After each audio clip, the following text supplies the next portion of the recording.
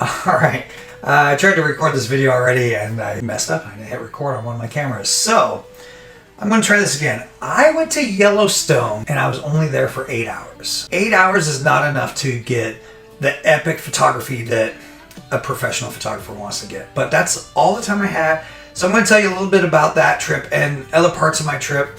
For those that don't know, my wife and I had to travel back to Oregon. We did the Oregon Trail basically. And we took the southern route on the way and circled around and did the northern route on the way back home. And we had various stops along the way that we wanted to capture, both with our eyes and with my camera. But I only had 8 hours in Yellowstone. And so this video is going to focus on Yellowstone mainly. And I'll tell you about my experiences there, both good and bad. I'm going to throw up a few pictures that I took in Yellowstone and various things along the way as well, leading up to Yellowstone. But, you know, Yellowstone is one of those bucket list places that I really wanted to go to. And fortunately, we were able to make it work. I was going to joke around and say I went to Yellowstone and all I got was this crappy shirt. It's not a crappy shirt, it's a pretty nice shirt, and I did get a little bit more than that. My wife also got a Yellowstone shirt and a coffee mug and some other trinkets. One of the things I got that I think is really cool is this book. And this is from a resident photographer in Yellowstone. Let me point that out right there. There you go.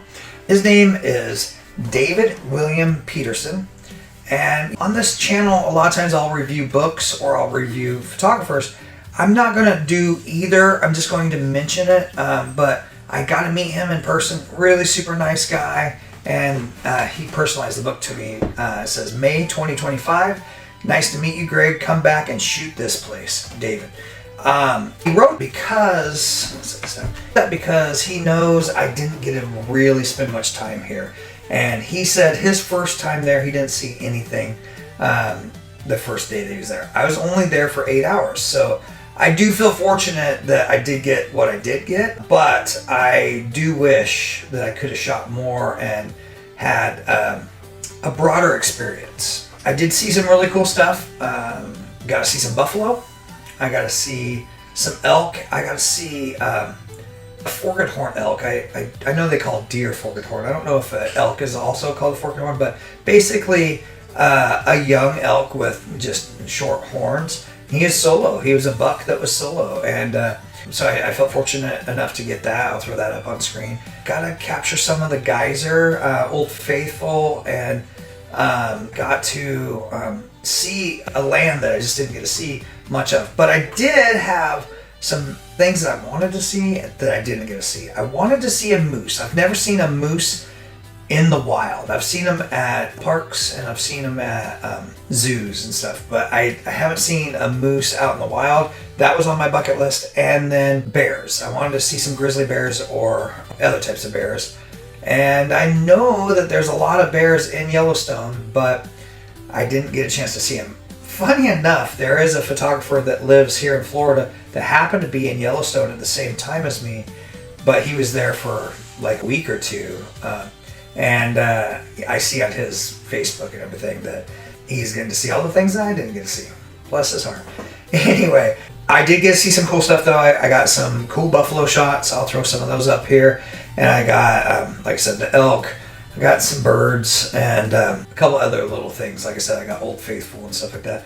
But I do feel like I need to go back. And it goes back to this gentleman, David. I was going to purchase a bunch of his artwork, but I don't really have the space for my walls for the stuff that I'd like. Did have a picture. Let me see if I can find it here. This picture right here, he had a pano of that, and it just showed the bear that took down an elk, and I really liked it. It said, "Happiness is a warm carcass." And funny enough, like, picture is inverted. The other picture that I was going to buy was flipped, and you saw more of the geyser behind and all this steam and everything.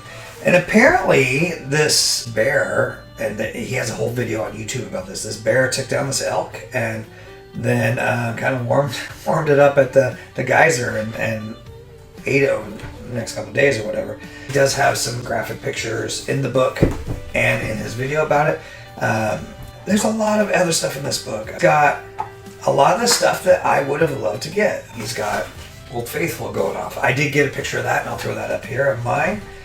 He's got pictures of elk, and he's got pictures of just the colorful hot springs themselves, and a lot of other stuff. I think, not to, hype myself up, I think I'm every bit as good a photographer as this guy, although he's got the opportunity because he's there, and I'm so jealous that he gets to get some of these pictures that I have in my head, and he's got the opportunity, and I'm happy for him because he's a really nice guy, and hopefully his photography is making him some good money, and he can live the life that he wants to, and that's what I'm working towards, is live the life I want to.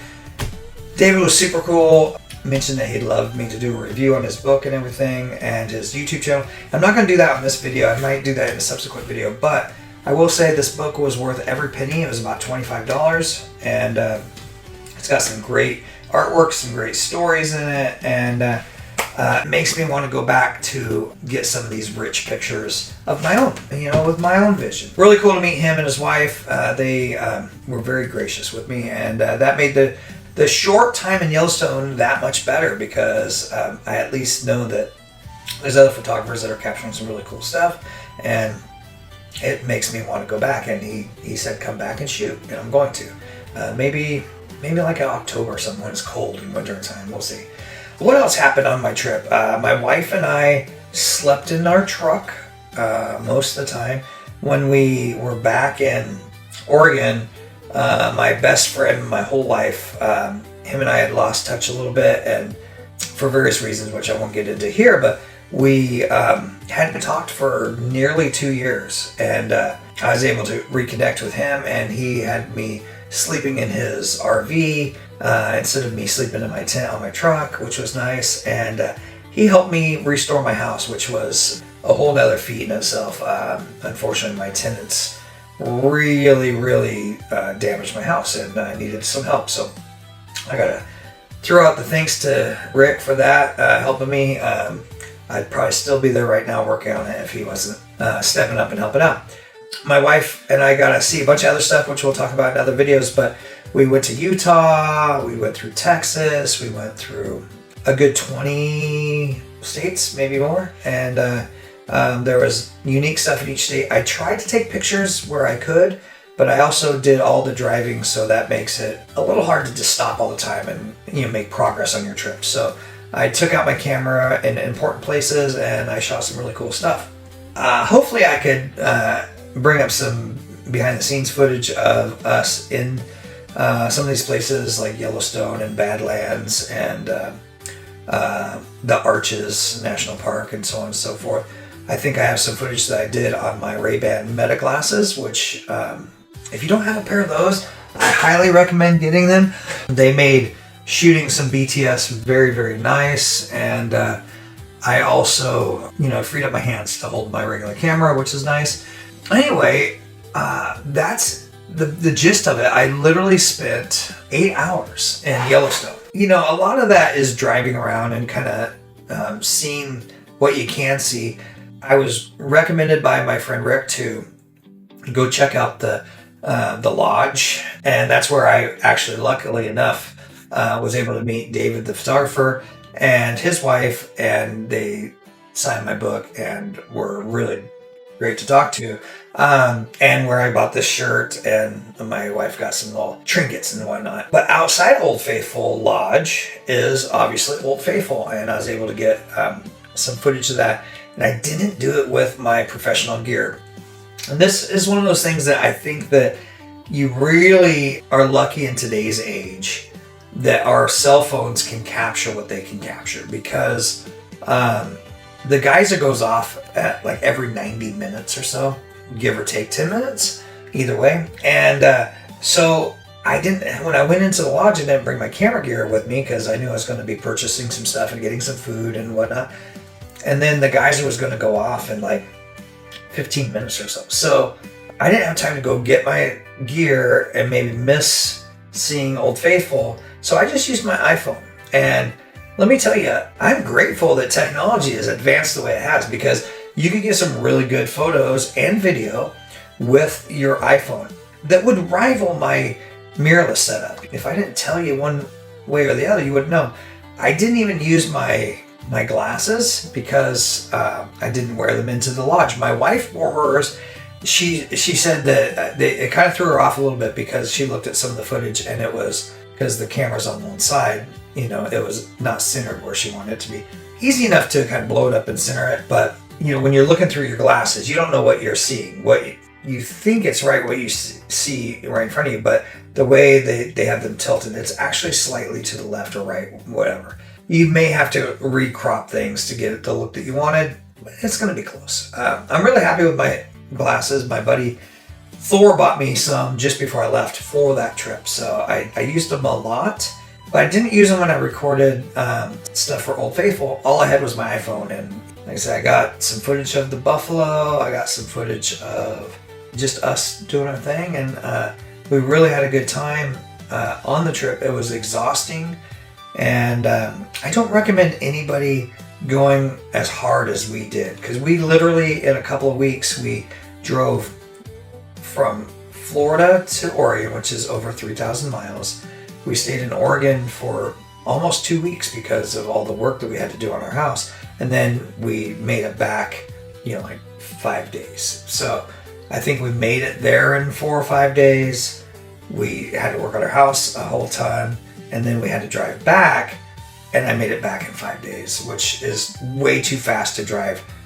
Oh, it was closer to 4,000 miles on the way back because we arched up to see the stuff that we tried to see. And unfortunately, we got skunked on a couple things. We went up to Mount Rushmore and Crazy Horse. There was so much fog and cloud cover that there was zero visibility in the mountains. Literally just smoke, fog, clouds, whatever. And you can't see anything. So we wasted many, many hours driving up that far when we could have cut across. But it is what it is. It's one of those things that it was an experience. My wife and I got to spend a lot of time together, and we laughed. We cried a little bit. We fought. We saw some really cool stuff. It was a vacation away from Florida, but was no vacation. It was literally work, work, work. We did get to see some really cool friends, and we got to eat some food that we don't have in Florida. Like, I miss a lot of the food on the West Coast.